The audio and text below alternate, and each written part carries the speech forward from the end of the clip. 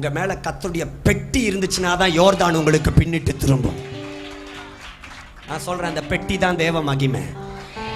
பக்கத்துல கையை பிடிச்சு சொல்லுங்க, உங்க மேல கர்த்தருடைய பெட்டி இருக்கான்னு கேளுங்க. அந்த பெட்டியை நீங்க சுமந்துட்டு போனீங்கன்னா நீங்க உள்ளங்கால் படும்போதே அற்புதம் நடக்குமாங்க. அல்லேலூயா. கையை தட்டி மேகமாக சீனாய் மலையில் தங்கின மகிமை.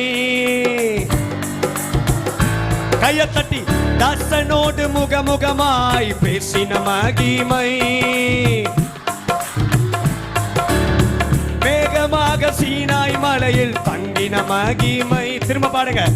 தாசனோடு முகமுகமாய், ஓ அக்கினி கரங்களால் தேவ பிரமாணத்தை எழுதி கொடுத்த